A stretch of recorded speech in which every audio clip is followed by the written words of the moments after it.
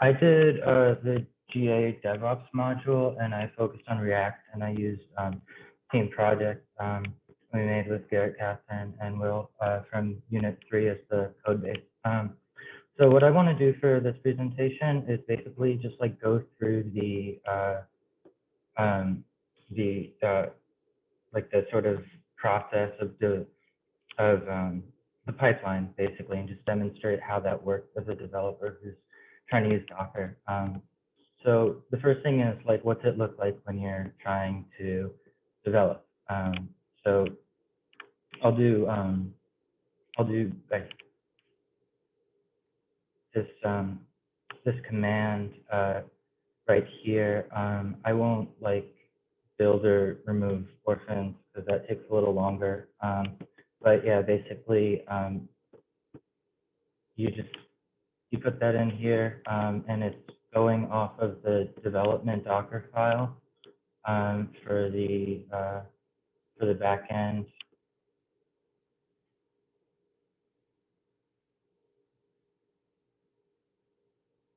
That's weird.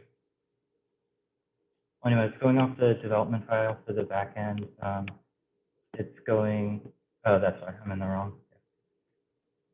For the back end, and then the Docker dev file for the back end here, the front end here, and then it's using this dev Docker compose YAML to deploy. And the benefits of using this setup for development are that you get hot reloading, but you're within Docker, so you get all the benefits of Docker.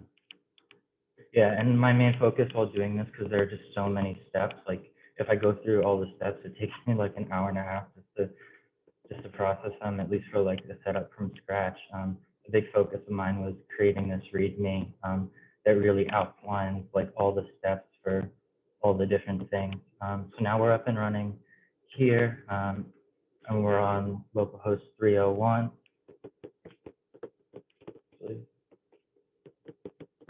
Oh, not quite yet. Oh, yes.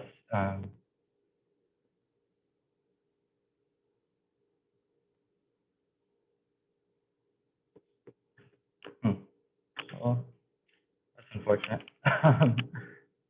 Yeah, I haven't encountered this stuff in a while. I'm not quite sure what I'm doing wrong there.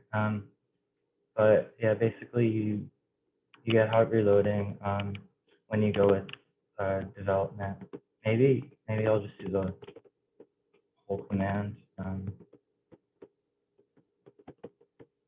Yeah, and then for the what you want to do next after you've developed is you want to test out like what the production environment is going to be like when you are actually like on the server that's deployed.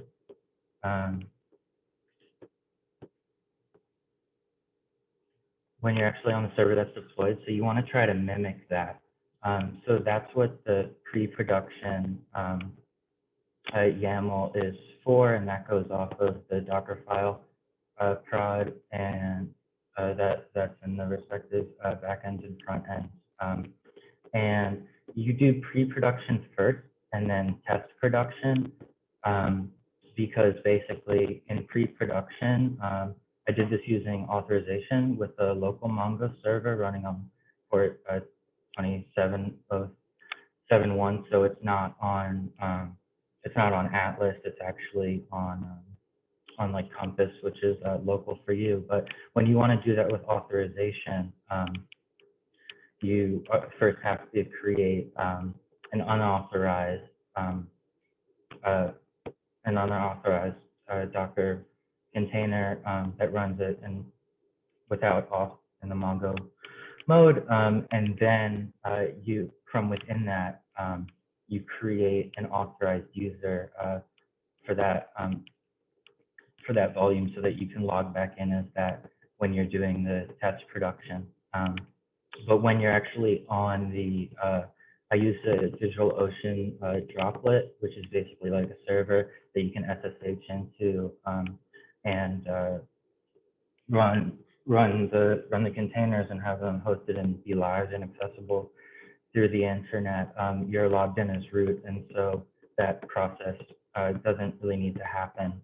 So I'm going to show like what that's like. Yeah, so while this is just finishing the starting up the dev step, just like brief display of my website for the portfolio, and my little map there has the apps and stuff. Okay, I think we're good here. Okay, there we go. Yeah.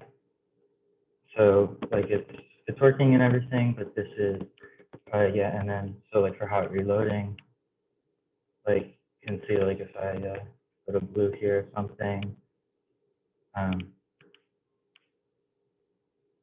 that will change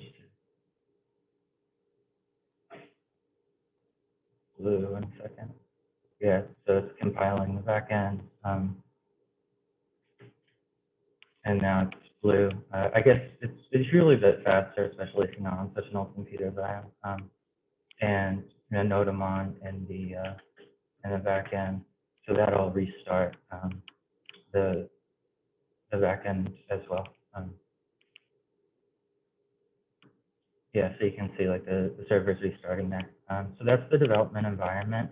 I won't go through the whole build process with like pre-production and tests. I don't quite think I have time for that.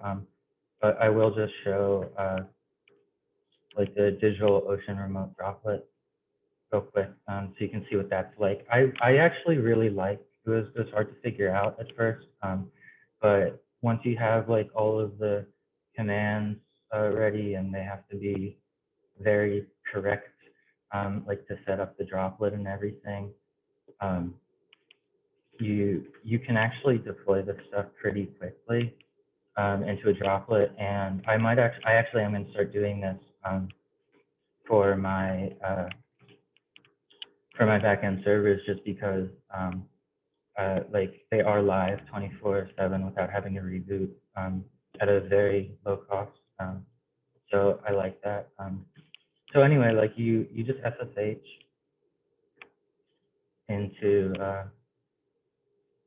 your droplet, and then from here, what you would do is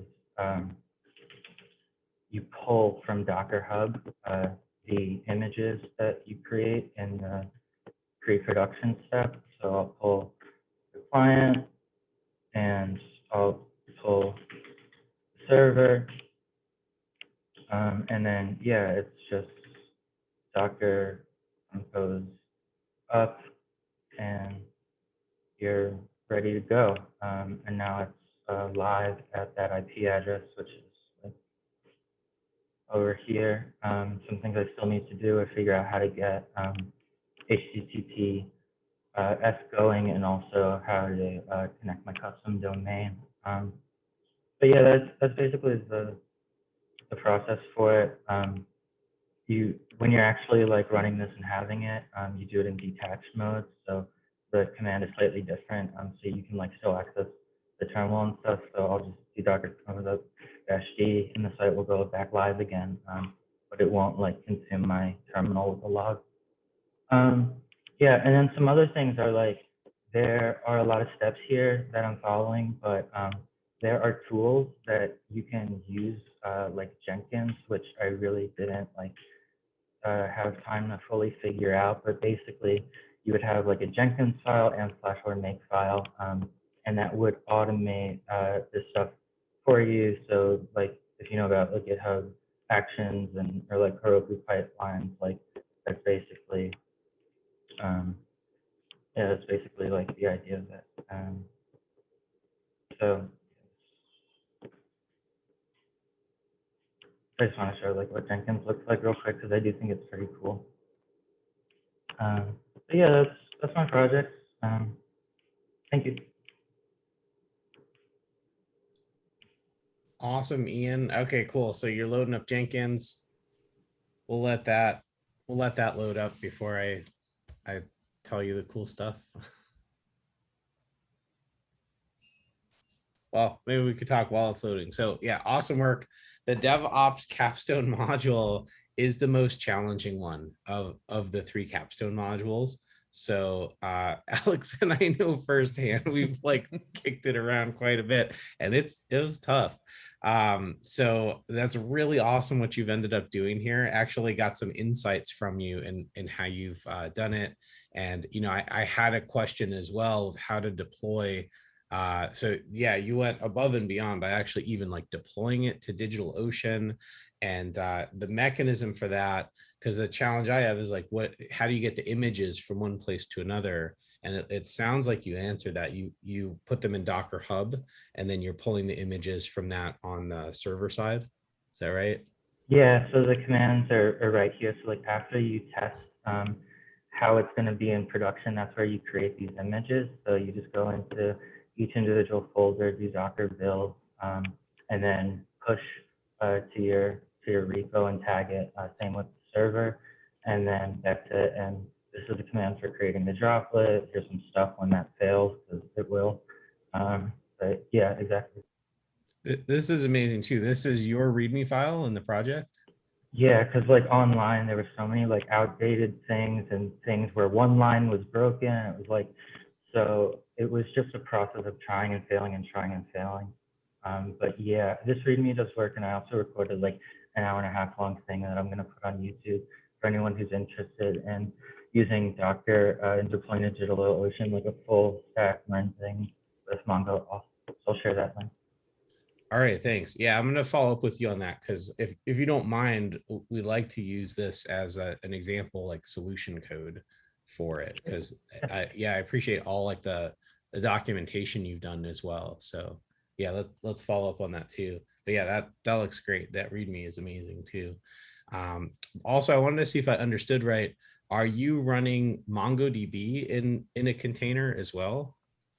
Yeah, that's right. So this is not like through Atlas.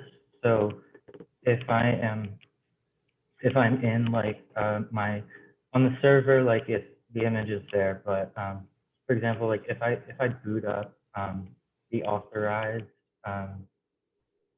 if I boot up the production um, the post prod thing, um, then what you can do here is take the string that you reference in in the Docker file, which I have mine here, and you can actually log in to it and see like your local volume. So this is like with the auth of I slightly misformatted that. But yeah, so now I can connect here as the user that I had created in that pre-build step and see everything. But if I don't have the proper credentials that are defined in my Docker Compose, then I won't be able to access that. Awesome. Yeah, that's really cool too. And far above and beyond that, you actually made a Docker container with Mongo server in there too. I also wanted to mention, yeah, your portfolio is totally retro. I love it. And yeah, the Jenkins CI/CD stuff. Yeah, that's kind of a beast onto itself. But it looks like you do have Jenkins, a Jenkins container created. So if you just wanted to show everyone that, we could explain or talk through like what that does, or what you can do with it. Yeah, I mean, I really didn't get into Jenkins too much. Just trying to learn a bit about it first. But yeah, it does seem really cool. Like there's a dashboard and everything, and it can let you like do all these complicated build steps and really like make the process a lot easier. By the way, this had failed before because in the production mode, that's when you want your CI to be equal true and to run the test. So that's why that failed before. But yeah, yeah, these are just like the CI tests, basically, just like a true and a false thing, so that you can make sure that testing process actually goes through. So it'll bake the build, and like something that you could do with Jenkins then is, you know, if the build like doesn't succeed, then like notify the developers, send out a message on Slack or something, um, stuff like that. Get an email if the whole thing does go through. Cool. Yeah, very, very cool. Yeah, Jenkins is complex to set up too. There's a lot to learn there. So we actually adapted the DevOps where it's like, okay, you can either do Docker or Jenkins, because originally it was like do both, and I think it might still be worded like that. It's like, wow, that's a lot to get both of them. Each of them are a complex system themselves. But just to demystify, and let me check in with the class here. How many people know like what Docker does, or why Ian set up Docker, why you'd use it? Okay, all right. So we should just address that really quickly, is that Docker it's almost like a virtualization solution, but it's not quite virtualization where it's like a virtual computer running in your computer. Instead, it's this system of containers. And the way that containers work is they contain things like, for instance, Ian's got a container that's got MongoDB installed and set up. He does not have MongoDB installed and set up on his computer. It lives in that container almost like a virtual server, but the architecture is a little bit different. Instead of a whole separate virtual server, it sits on top of your existing operating system and uses your processor and resources. It doesn't isolate it in the way that virtualization does. So it's similar but different. But the idea is you can have a server that's just running its core Linux or Mac OS or whatever, and then plug in modularly, oh, here's MongoDB container, or here's like Ruby on Rails in a container. Here is Node.js in a container. And you can plug in these modules and avoid a lot of the configuration issues like we ran into with Rails and the Postgres gem and stuff like that. So it's pretty cool. If you've got an image set up, the disk image of it, you can spin up a container off of that image and run it. Then the other really cool thing is, once you have that set up in your dev environment, you can deploy those exact containers to a server or to other people, other devs that are on your team. So everyone's running the same exact environment. So everyone ends up with the same exact dev environment, and you can even deploy and run that on your servers. So you have a consistent environment, all the versions of everything you're running, your Node, Ruby, Rails, Mongo, whatever you're running in the containers is all the exact versions because you're using the same images for it. So there's some good stuff with standardization and kind of managing of the servers when you deploy it if you put it in Docker. And then the other piece here is what Ian's showing us as Jenkins is a continuous integration, continuous deployment tool. The idea is it's a pipeline. You push your code, Jenkins takes over, and it says, so you push your Git repository, Jenkins takes over, and it has a pipeline that you configure that does things like, let's say, run automated tests and make sure the tests pass. If the tests fail, it rejects it so that you know, oh, something's broken in this build, I'm going to fix it. So it won't get deployed unless the tests actually pass. That's kind of the key thing with Jenkins, is it will run automated tests. It'll integrate it into your code base, like it'll merge your branches or things like that if you want it to.